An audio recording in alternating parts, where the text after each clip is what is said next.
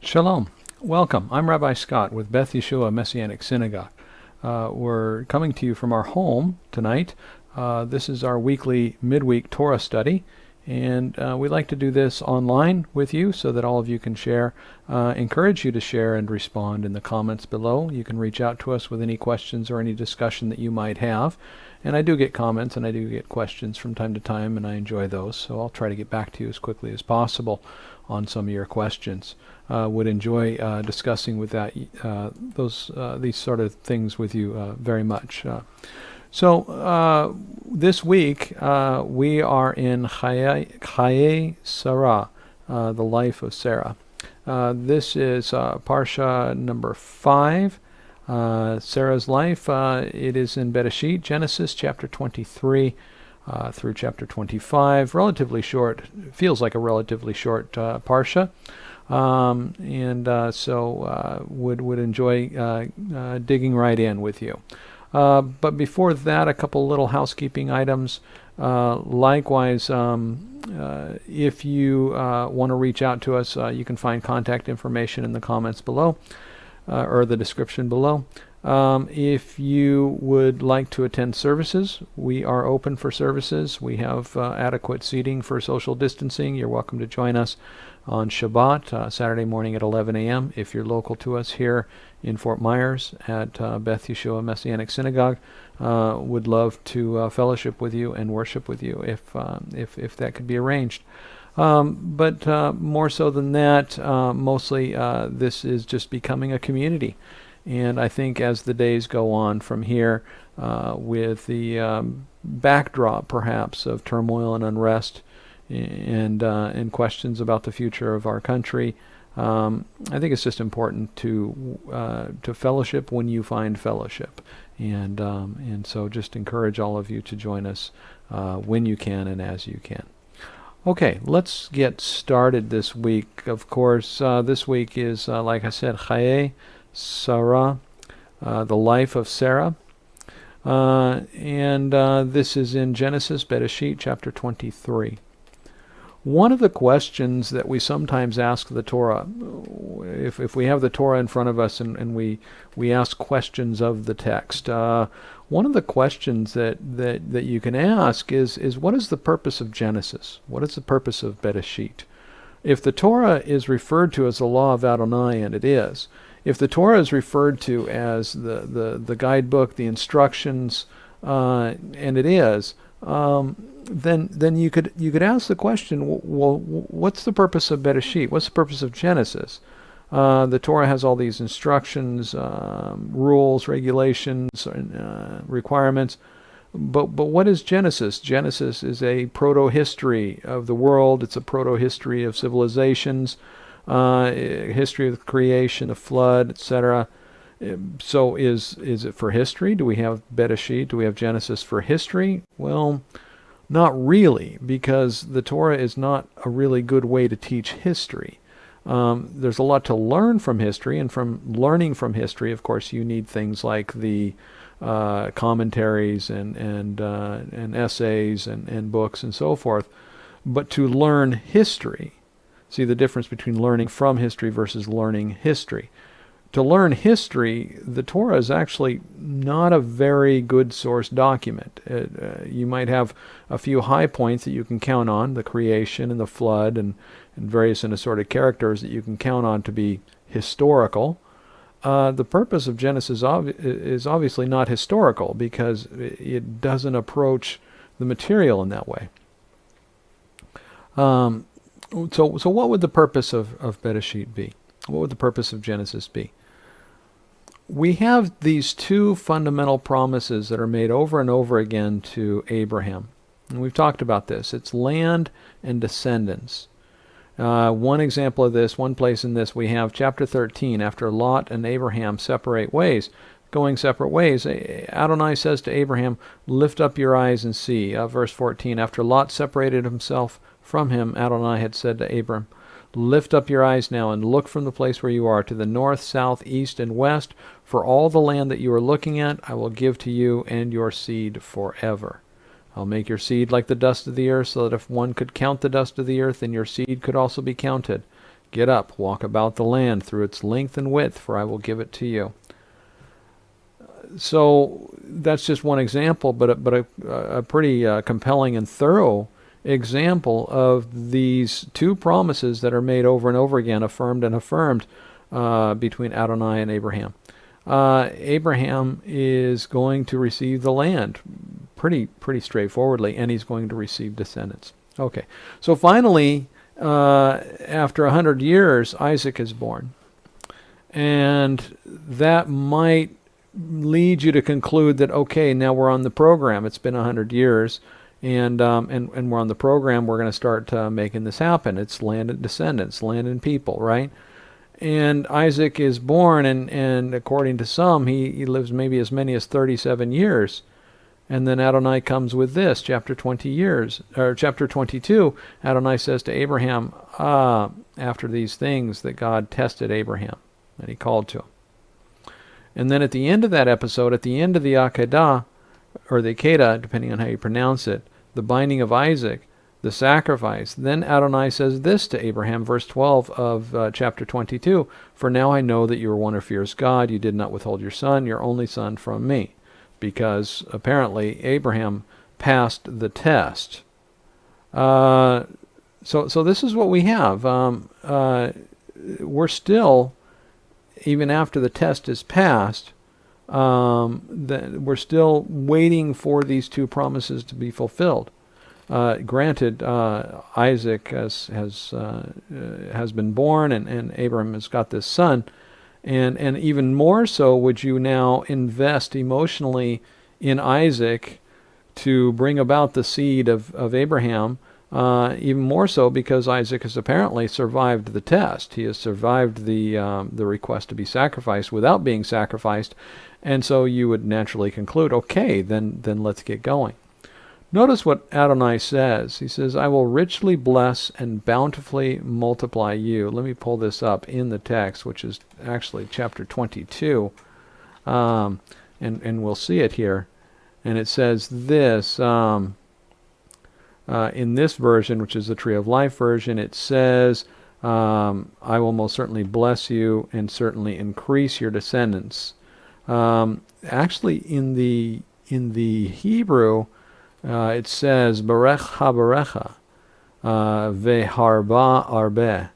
In literal translation, "I will bless blessings," or "I will increase increase." "I will multiply the multiplying." And it's this idea of blessings over the blessings, or blessings on top of blessings, or blessings actually blessing the blessings. Even your blessings will be blessed by Adonai. Is what he's saying here. And you see that real obviously just jumps off the page in the Hebrew. Barech ha-barecha ve'arba arbe. In literal translation, again, "I will bless the blessings and I will multiply the multiplications," or multiply the multiplying, or increase the increasings.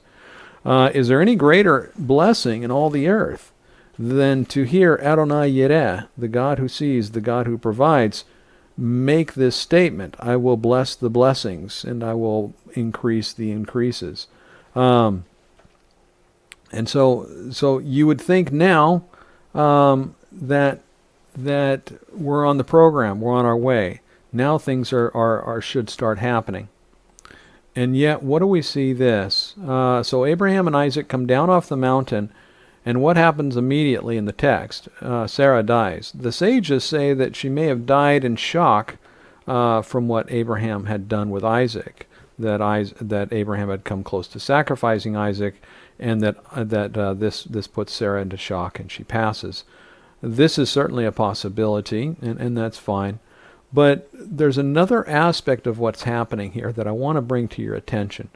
If we look at the text, we see that Abraham is in Beersheba, immediately before the test. That's where he is called, where Adonai calls to him, is from Beersheba. Immediately after the Akedah and after the test, Abraham returns to Beersheba. In the text, it says he dwelled in Beersheba. And in the next verse, the first verse in the current portion, chapter 23, we see Sarah is living in Kiryat Arba, which is up in Hebron. And it says Abraham came to mourn and weep over her. All right, so come down off the mountain, or prior to the mountain, Abraham is living in Beersheba. He receives the call from Adonai. He goes up on the mountain with Isaac. They get up on the mountain, and then they come down off the mountain, and Isaac and Abraham is still living in Beersheba. However, somewhere in this sort of dynamic, Sarah has ended up in Kiryat Arba, up near Hebron. And it says that Abraham came to mourn and weep over her. So somehow Sarah ends up in Hebron, and Abraham had to come when she died. All right. Let's put that off to the side for just a moment and look at this. Of Isaac, it says he was visiting Be'er Lachai Roi. In our current portion, it says he was visiting Be'er Lachai Roi. Be'er Lachai Roi, the well of the one who sees. Where did we get that? Where does that come from? Where does that name come from? It gets its name from the encounter of Hagar, the Egyptian, when she was banished by Abraham with Ishmael. This is where Hagar was living, is Be'er Lachai Roi. And notice the name there, the well of the one who sees. What did we have up on the mountain? Adonai, the God who sees. We'll talk about that in a little bit. So we have this in this text. After the Akedah, the text seems to indicate that Isaac was living with Ishmael. It says he was in the Negev, but that he had been visiting Be'er Lachai Roi. Who would he have been visiting in Be'er Lachai Roi? Well, we know Hagar was there. When Isaac is presented with Rebekah, when Rebekah is presented to Isaac, what does it say? That Isaac took her to his mother's tent in Hebron. In geographical terms, we have the up at the top is Jerusalem. A little bit below that is Hebron. A little bit below that is Beersheba. And then a little bit below that is the waste of Paran.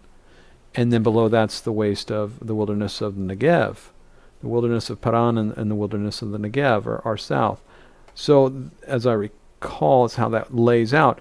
So this is what we have, is we have what appears to be a little rift in the family.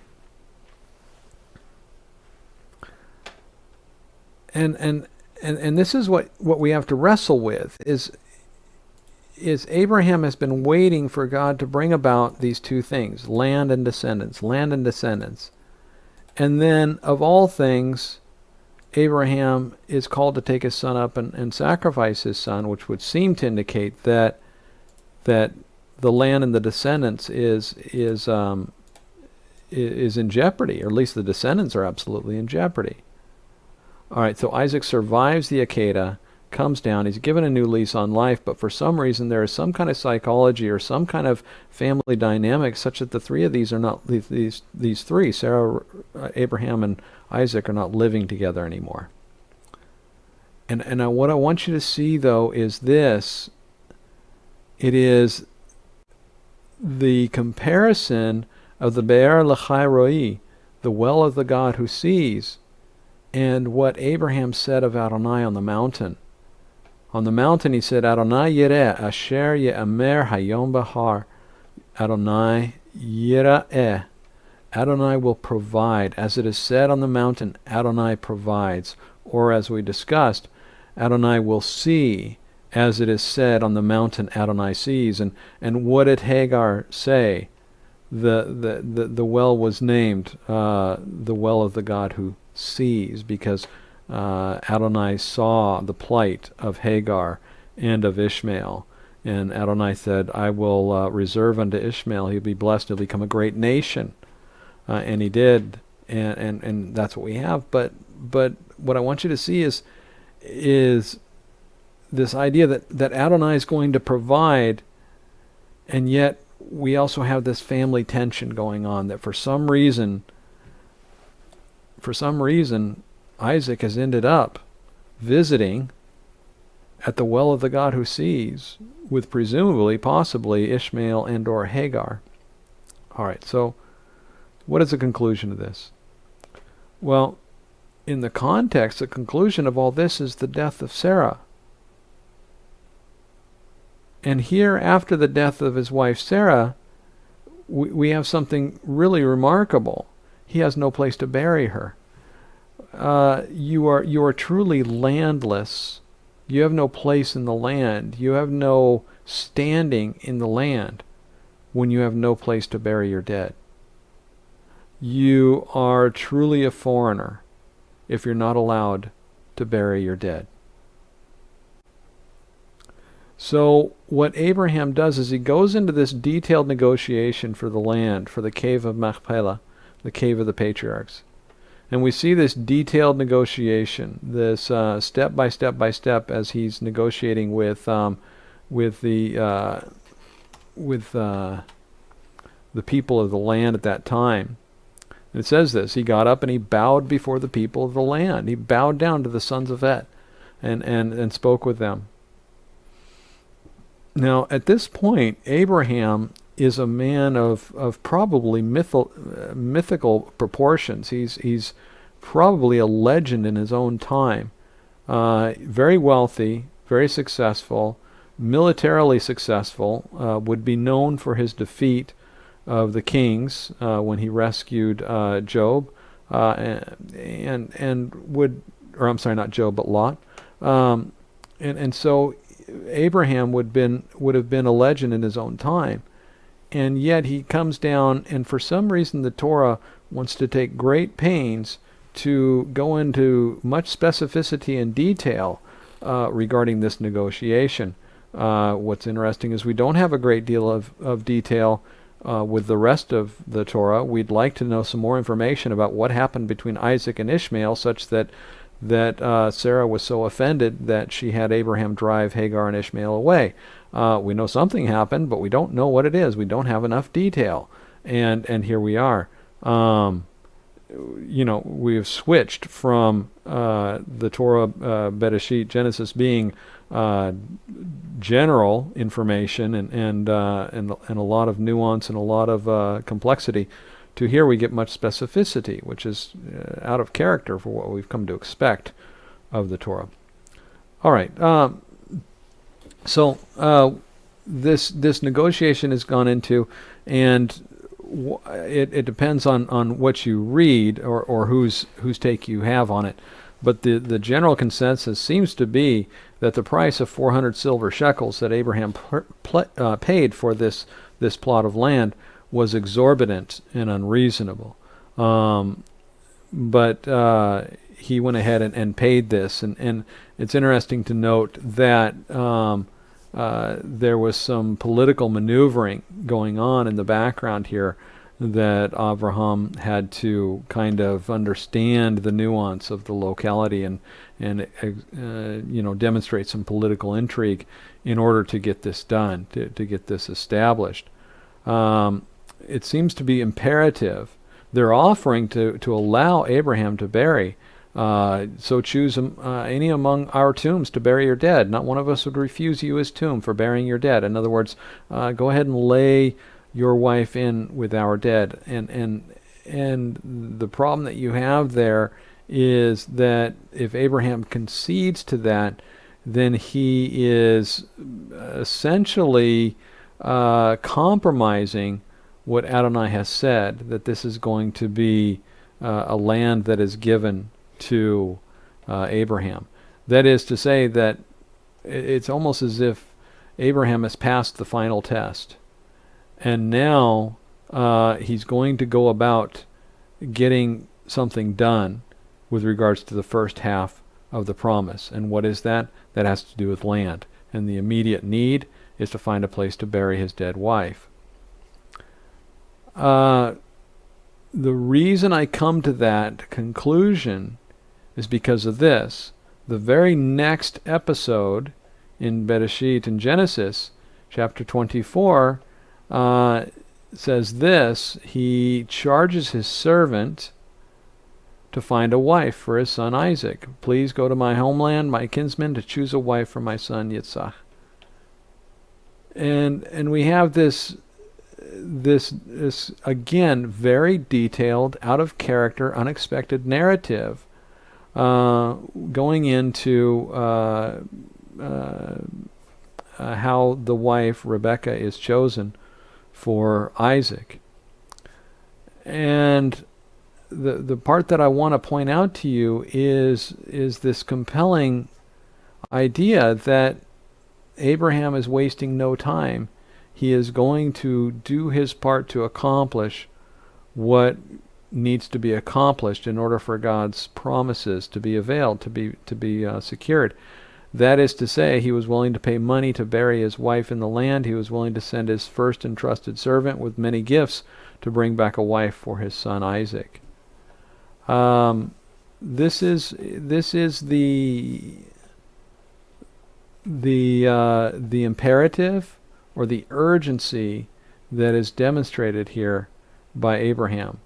It starts in chapter 24. By now Abraham was old, advanced in years, and Adonai had blessed Abraham in everything. Interesting choice of words there. Would you say that Abraham was blessed with everything? In what way does the Torah mean Abraham was blessed with everything? He has only received enough land to bury his wife and perhaps himself and his future family. He has not received any descendants beyond Isaac. Adonai had blessed Abraham in everything. A couple ways to read that. One way to read that would be that Abraham is going to move forward prophetically.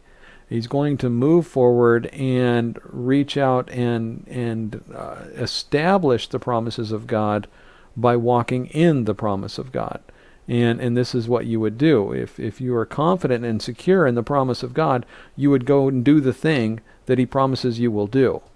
And that's a unique kind of faith. Some people may think of that as audacious and proud and perhaps even arrogant, to say, okay, Adonai, you said you were going to do this, so I'm doing it.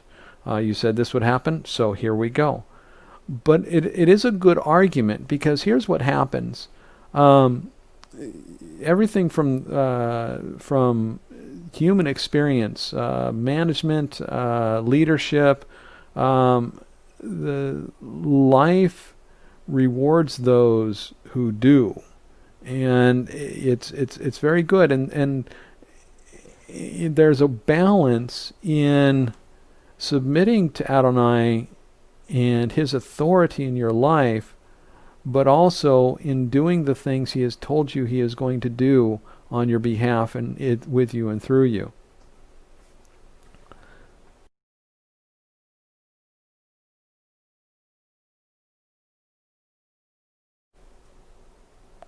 It is a measure of confidence to do the things that Adonai says he's going to do through you and with you.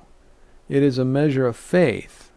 And I think that's what's being demonstrated here, is that Abraham has passed all the tests and there's nothing left for it. And the death of Sarah, his wife, was a catalyst to say, enough already, we're going to get this done. Perhaps it could even be read as after Sarah passes, he realizes some of his own mortality and decides, okay, I can't wait for this, I have to go and get this done. It could be read as something like that. But I do like this opening of chapter 24, where it says, by now Abraham was old, advanced in years, and Adonai had blessed Abraham in everything. And except we know it's not everything. He hadn't blessed him with everything. He hadn't blessed him with descendants, number one, and he'd only blessed him with enough land to bury his wife. So perhaps this phrase here is a statement of being willing to live as if the promises of God are yes and amen, as one phrase says it. That we live as if the promises of God are being fulfilled in our day. And one of the things I'd like to draw your attention to is the beginning of chapter 23, the beginning of our parsha. It says Chayei Sarah. What is it saying? It's saying the life of Sarah. What do we open the life of Sarah with? Sarah lived to be 127 years old These were the years of Sarah's life. Sarah died in Kiriath Arba, known as Hebron, in the land of Canaan. And Abraham came to mourn Sarah and weep for her. We talked about that. Okay, so again, what is Sarah's life? She's just died. She has died without land in the land of Canaan. It says that she died in Hebron in the land of Canaan, and she died without her husband, and she died without her son. If we read the text right, it seemingly seems to suggest that she died without her husband and her son. So what was the life that she was living? Well, the life that she was living was entirely prophetic.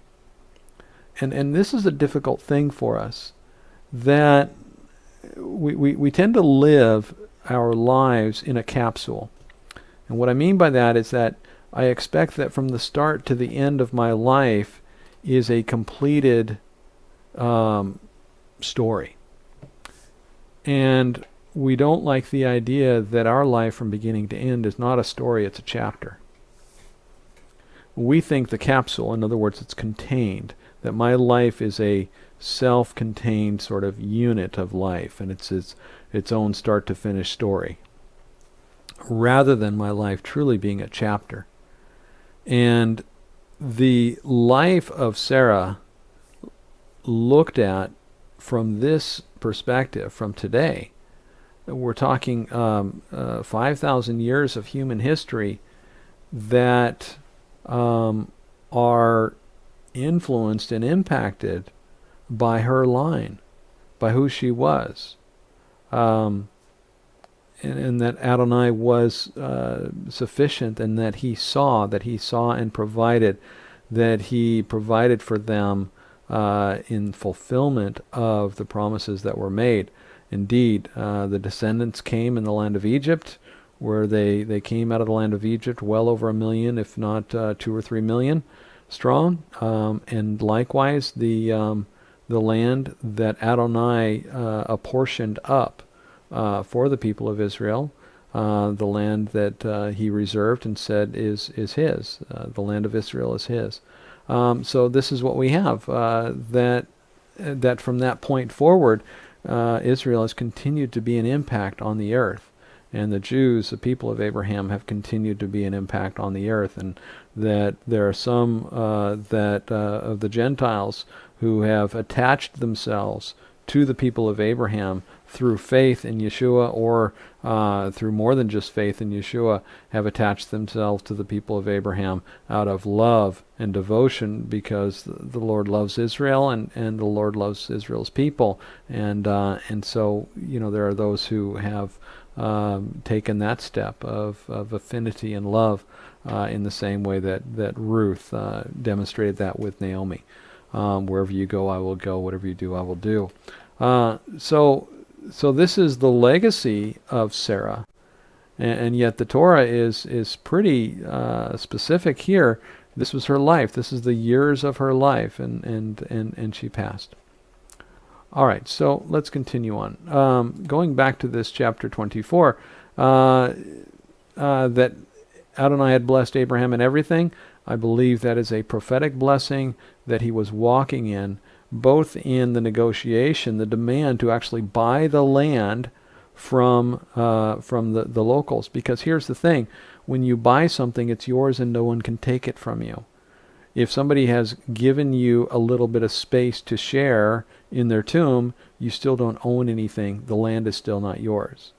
And it's as if Abraham is saying, no, this land will be ours, and I will insist on paying the price, and it really doesn't matter what the price is. It's going to belong to our generations. All right, and so this is what we have, is Adonai had blessed him in everything.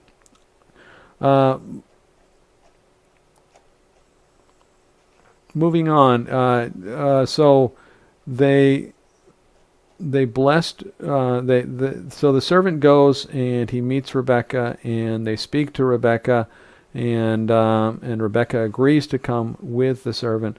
Once again, going back to the specificity of this parsha, which is unusual, we had the very detailed negotiation for buying the field, and then we have a double telling of the narrative. The servant has a plan, and we have this very complex plan, and this is what happens, and we see the whole narrative. And then when the servant gets to the home of Laban, the whole story is told again. The meal was set before the servant, and the servant says, I will not eat until I say what I have to say. Laban says, speak, and he says, I am Abraham's servant. And he tells the whole story again. And so we have a double telling of this story in specificity, in detail.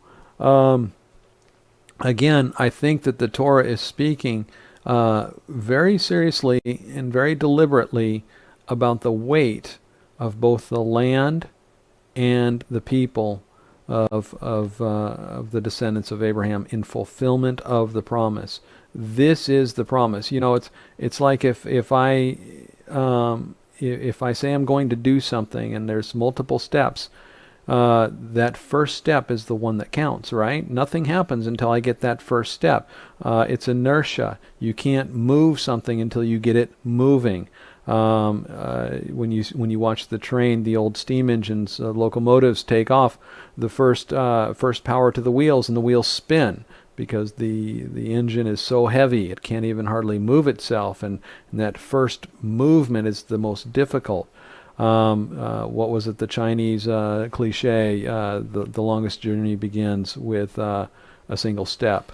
And so that's what's happening here. The first step of the land and the promise of the descendants is, of course, the burial plot of the cave of Machpelah for Sarah, and of course this young lady who is incredible in appearance. It says, the servant took his master's camels. He prays. Before he had finished speaking, Rivka, the daughter of Bethuel, the son of Milcah, the wife of Nahor, Abraham's brother, came out with her jug on her shoulder. The girl was very beautiful, a virgin, never having been with a man. She was very beautiful, remarkably beautiful. So this is what Adonai has chosen. And interesting to note that the servant got up and went to Aram Naharaim, which means Nahor's city. This is the city that was known after Nahor. Notice that Nahor gets a city, but Abraham hasn't had anything named after him yet. So it shows the success of this family, but it also shows that that you can only see the blessing of Abraham in a prophetic sense, that is in the land, and likewise in the descendants. Okay, so going on, we have this statement. The young lady agrees to go with the servant to become the bride of Isaac, and they blessed Rivka with these words: "Our sister, may you be the mother of millions. May your descendants possess the cities of those who hate them." So this is the blessing they give her. Our sister may be the mother of millions, and that is an accurate prophetic statement. She did indeed become the mother of millions. And then it says this, though: may your descendants possess the cities of those who hate them. And in the Hebrew, if I can pull that up real quickly here, and we'll just read through that, because there's a little bit of nuanced understanding there that is very interesting. So let me scroll down and get that up on my screen here in the Hebrew, and we have this. Okay. Atayi leape rababa veyiras. And let's see. Okay. Veyirath zarech. May your descendants possess et sha'ar, the gates of those who hate them. So ne'ah. The word there is seed. The zarek.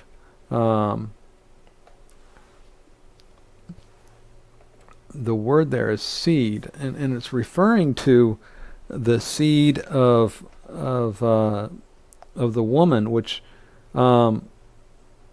you would normally refer, of course, to the seed of the man, and that's usually what we would think of. But the seed of the woman reminds us again of the Genesis after the fall, the promise after the fall, when the seed of the woman was going to bring forth salvation. And we have this. I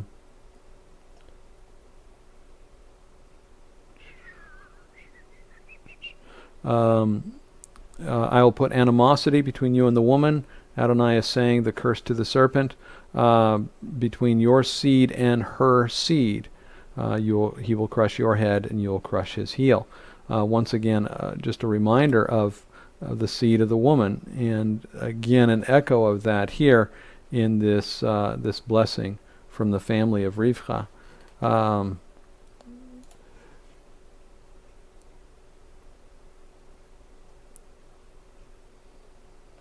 So where does this leave us today? This leaves us with this eager anticipation of the land of Israel being a resolved and completed promise. The land of Israel is still up for discussion. I say that saying that they are a nation and they will defend themselves and they will continue to be a nation as God gives them grace to be. But that many of the nations around them are not content with that. And so on the world stage there is still much animosity and much anti-Semitism, such that Jerusalem is still the stumbling stone. And so we have that tension on the world stage. So while the geography for the moment is occupied at least partially, that promise, I think, is still being worked out and still being established. Likewise, the promise of the descendants of Abraham is being established, is being worked out, is in progress and process.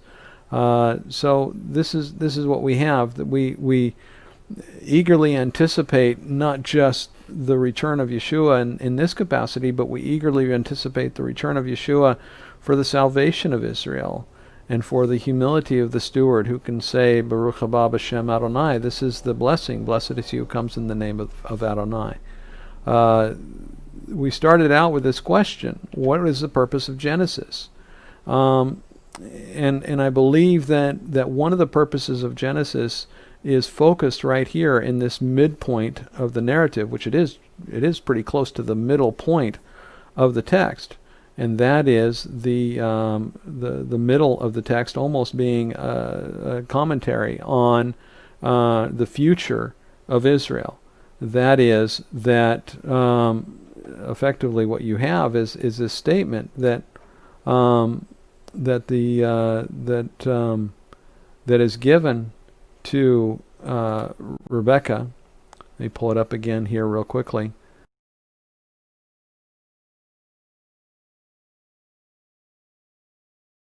Thousands, and may your seed possess the gate of those who hate them. Let's see, this is the Tree of Life version, and I'm going down here. And it says this, our sister may become thousands of 10,000s, may your seed possess the gates of those who hate him. Again, they're using the singularity of that Hebrew word, the sona'ah. So let me pull that up real quick.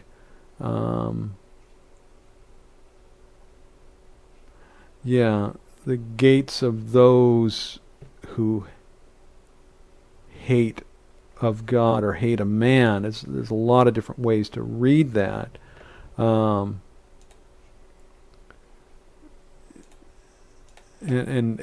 for whatever that's worth. So, but in any case, this is it. It's the descendants.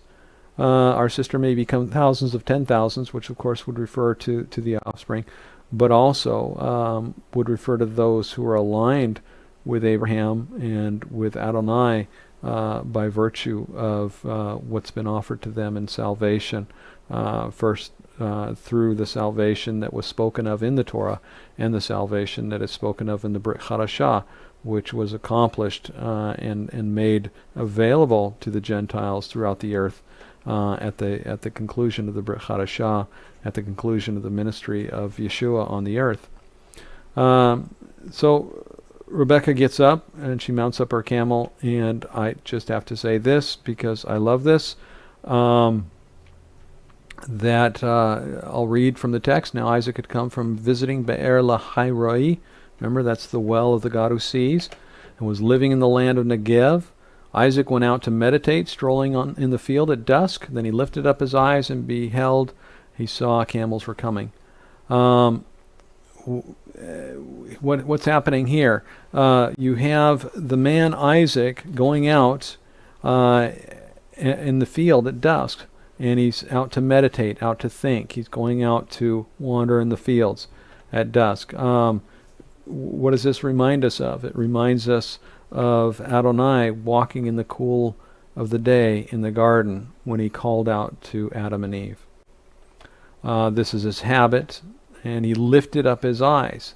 In other words, he was internalizing. He was probably meditating. He was probably, you look ahead and you look down and you're just focused on things, and you lift up your eyes to take recognition of something. And he lifted up his eyes, and behold, camels were coming. Rebekah also lifted up her eyes and saw Isaac. So she also lifted up to see. What is it that we are waiting for? We are waiting for our opportunity to look up and to see our coming bridegroom in Yeshua. Notice that the bride, Rebecca, goes with the servant and is in the servant's care and goes to meet her bridegroom, which is Isaac. And in the same way, we are also being prepared by the servant of Adonai, which is the Spirit, the Ruach. We are being prepared to meet our bridegroom. And this is a journey that we're on, being led by and in the care of the servant in order to see our bridegroom. Rebecca also lifted up her eyes and saw Isaac. And then we have this line, one of my favorite lines in the Torah. Then she fell off her camel. And in the Hebrew, it means she fell off her camel. Sorry, I think she just fell off her camel. It's pretty clear what's happened there. And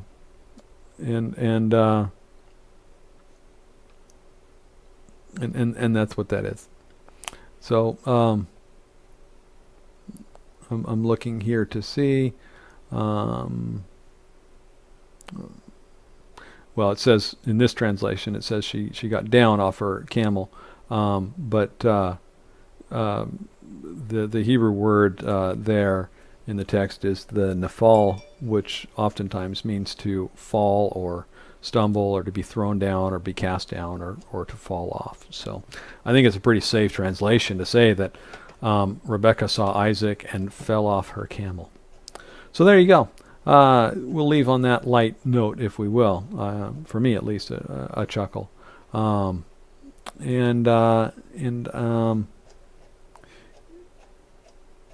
Of course, you also have this, that let me pull it back up here real quickly here. Let's get back to this translation. Then Isaac brought her into the tent of Sarah his mother, and took Rebekah, and she became his wife, and he loved her. So Isaac was comforted after the loss of his mother. An unnecessary line there, that Isaac was comforted after the loss of his mother, giving us some insight into what was happening there. Again, going back to my questions about the possibility of some drama and some tension and some psychology going on in the family of Abraham, Sarah, and Isaac.